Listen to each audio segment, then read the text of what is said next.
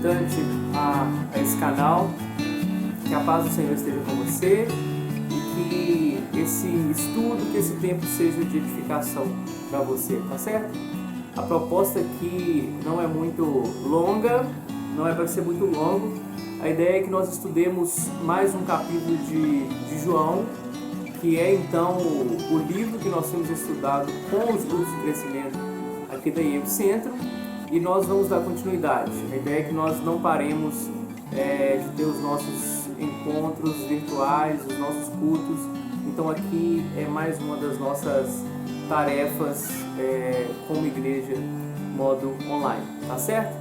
E o que eu queria dizer para você é que tenha um pouco de paciência, para você principalmente que já está lá no capítulo 5, 4, 6, porque como o processo de estudo dos grupos difere. Nós, por exemplo, no grupo de jovens, estamos no capítulo 3, mas eu sei que tem grupo que já está no 5. Então é o seguinte, para a gente tentar caminhar, alinhar as nossas ideias e a forma como a gente interage, nós resolvemos enquanto liderança começarmos no capítulo 1, tá certo? A dinâmica que eu vou usar, ela é a que o próprio livro, o próprio material que nós estamos estudando, tá? Então são perguntas indutivas sobre o capítulo de João e dessa forma a gente vai aprender. Antes de mais nada, eu queria que a gente orasse para que o Senhor pudesse nos abençoar através desse estudo, tá certo? Curva sua cabeça agora e vamos orar. Deus, em nome de Jesus Cristo, nós oramos a Ti. Sabemos que a Sua soberania, ela é sobre a terra, ela é sobre nós, ela é sobre a Tua igreja. E nós o honramos e o agradecemos porque nós já estamos firmados no Senhor. Pedimos para que a graça do Senhor, que é abundante, esteja sobre nós nesses dias, Deus. E que o Teu Espírito nos direcione, nos ajude com passar esse estudo, com a aplicação e também com a forma como cada um desses irmãos que está me assistindo vai receber e vai aplicar nas suas vidas. Em nome de Jesus. Amém. Queridos, eu não vou ler o texto todo, tá certo? O capítulo é grande, é extenso. Então, assim, a minha sugestão é que você já leia esse... Imagino que você já tenha lido, então por isso eu não vou ler também, tá certo? Mas se você não conhece o capítulo 1 de João, então você pode fazer, tá certo? Bom, eu vou dispensar qualquer introdução do Evangelho de João, porque nós já estamos avançados com isso. Mas se você nos assiste e não viu a introdução sobre o livro de João, sobre o autor, sobre o Evangelho, a diferença dele em relação aos outros três, eu sugiro que você gaste um tempinho fazendo isso também. Mas não é essa a nossa proposta aqui, tá certo? Como eu disse, nosso estudo é indutivo. Tem algumas perguntas que eu vou ler. Eu já fiz as respostas de todas, então eu vou dar a resposta para vocês. E no final, eu gostaria de fazer duas aplicações ou voltar em duas perguntas para a gente ter um pouco de aplicação para a nossa vida prática. Tá bom? Então é o seguinte, eu gostaria de ler então até o versículo 14, que é o que introduz aqui as nossas perguntas, tá certo? Vou tentar ser breve. No princípio, era aquele que é a palavra. Ele estava com Deus e era Deus. Ele estava com Deus no princípio. Todas as coisas foram feitas por intermédio dele. Sem ele, nada do que existe teria sido feito. Nele estava a vida e esta era a luz dos homens. A luz brilha nas trevas e as trevas não a derrotam. Surgiu um homem enviado por Deus chamado João. Ele veio como testemunha para testificar acerca da luz, a fim de que por meio de todos os homens cresçam. Ele próprio não era a luz, mas veio como testemunha da luz. Estava chegando ao mundo a verdadeira luz que ilumina todos os homens. Aquele que é a palavra estava no mundo e o mundo foi feito por intermédio dele, mas o mundo não o reconheceu. Veio para o que era seu, mas os seus não o receberam. Contudo, os que o receberam, aos que creram em seu nome, deu-lhes o direito de se tornarem filhos de Deus, os quais não nasceram por descendência natural, nem pela vontade da carne, nem pela vontade de algum homem, mas nasceram de Deus. Aquele que é a palavra tornou-se carne e viveu entre nós. vimos a sua glória, glória como do unigênito, vindo do Pai, cheio de graça e de verdade. Tá bom? Então, baseado nesse trecho, a primeira pergunta é a forma como a gente vai entender melhor o Evangelho de João. A primeira pergunta é o seguinte: por que você acha que João chama Jesus de a palavra? E os versículos 1 e 14, queridos, tenha a sua Bíblia aí aberta, porque eu vou citar alguns textos e você recorre a eles, tá certo? Versículos 1 e 14, por que João chama Jesus de a palavra? E a gente já caminhou com os jovens aqui nesse sentido. E a resposta é o seguinte: João queria dizer que Jesus é a manifestação plena de Deus a nós. Da mesma forma que manifestamos nossos pensamentos para os outros por meio de palavras, Deus manifesta-se a nós para a humanidade em Jesus. Jesus veio para nos mostrar quem é Deus. E aqui eu queria te convidar para dar um pulo comigo lá em Hebreus capítulo 1, porque nós vamos entender melhor isso aí, tá bom? Então, Hebreus capítulo 1 vai nos dizer, capítulo 1, versículos 1 e 2, diz assim: há muito tempo Deus falou muitas vezes e de várias maneiras aos nossos antepassados por meio dos profetas. Mas nesses últimos dias falou-nos por meio do Filho, a quem constituiu herdeiro de todas as coisas e por meio de quem fez o universo. Tá bom? Eu vou fazer a aplicação no final. Por enquanto a gente vai caminhar as perguntas e assim entender. Então o que a gente acaba de fazer é entender os versículos 1 e 14 e também porque João chamou Jesus de a palavra. E é porque João queria dizer que Jesus é a manifestação plena de Deus a nós. Tá certo? A palavra, o verbo quer dizer isso. Tá bom?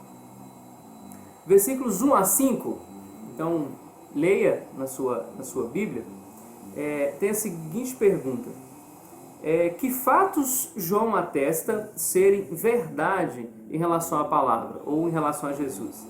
E o que a gente concluiu, o que a gente estudou é que o seguinte, estava com Deus, então esse é um fato em relação à palavra, ele era Deus, e todas as coisas foram feitas por meio dele, e nele estava a vida. Então esses são fatos que João atesta serem verdade em relação à palavra. Tá bom? Pergunta 3. João contrasta a rejeição a Jesus, deixa eu usar meu recurso aqui, da maioria com a recepção de uns poucos, versículos 9 e 13. Que verdades sobre Jesus deveriam fazer com que a maioria o recebesse? Aqui nós temos, simples, as perguntas às vezes são complexas, mas eu queria deixá-la de forma mais simples para você. A pergunta aqui é o seguinte: explique ou diga sobre o contraste da rejeição da maioria de judeus, principalmente naquela época, e da recepção de poucos. Quando Jesus chega, versículos 9 e 13 a 13, o que a gente tem é que o mundo não reconheceu como Deus. E aí a pergunta que verdades sobre Jesus deveriam fazer com que a maioria o recebesse? Ou seja, por que as pessoas deveriam receber Jesus? O que tinha em Jesus que poderia fazer com que as pessoas o recebessem? E o que nós discutimos também é que uma verdade muito simples, na verdade a gente não citou tantos pontos sobre isso, é uma verdade muito simples. Jesus, ele é a porta de entrada para todos os homens fazerem parte da família de Deus, e é isso que os textos estão nos dizendo aí. Ele é a luz que chega e ilumina o interior e ilumina a escuridão que o homem vivia. Mas é simples, receber Jesus se torna necessário por causa disso, porque ele é o único meio, ele é a única entrada pela qual as pessoas podem se achegar a Deus. Não há outra resposta satisfatória para isso. Então, deveriam ter recebido, porque se os homens naquela época Se os religiosos daquela época estavam tentando se chegar a Deus, este homem, Jesus Cristo, era a única porta, era o único caminho para que esses homens pudessem fazer parte da família de Deus. Bom, vamos caminhar porque são 11, deixa eu conferir, 11 perguntas, então a gente tem que caminhar.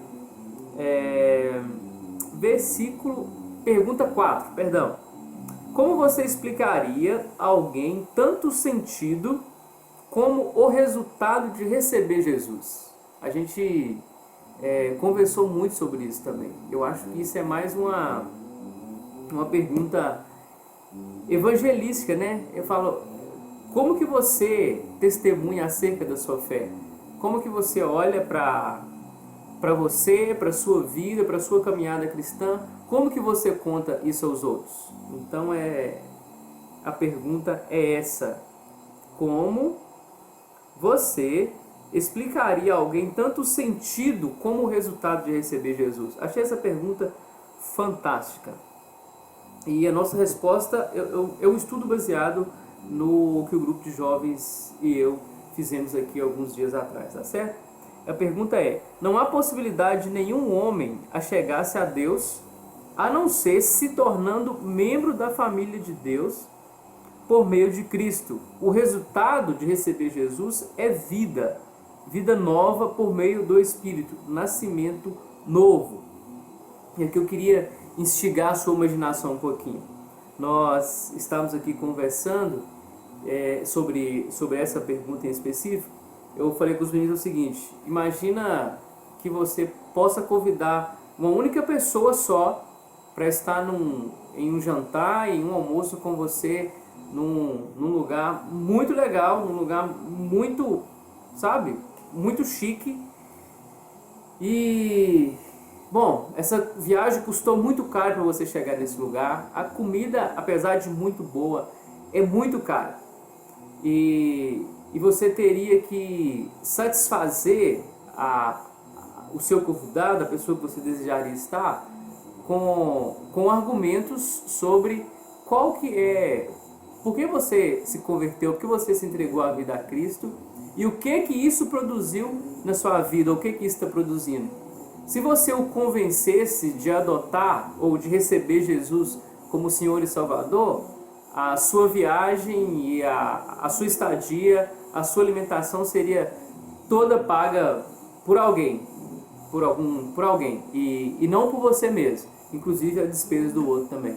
Mas se porventura o seu testemunho de fé e o seu progresso com Cristo não tivesse aquelas coisas muito legal, você teria que pagar a conta. Então a gente ficou aqui, a gente perguntou: o que você diria? O que você tem a dizer acerca da sua fé, da sua caminhada com Cristo?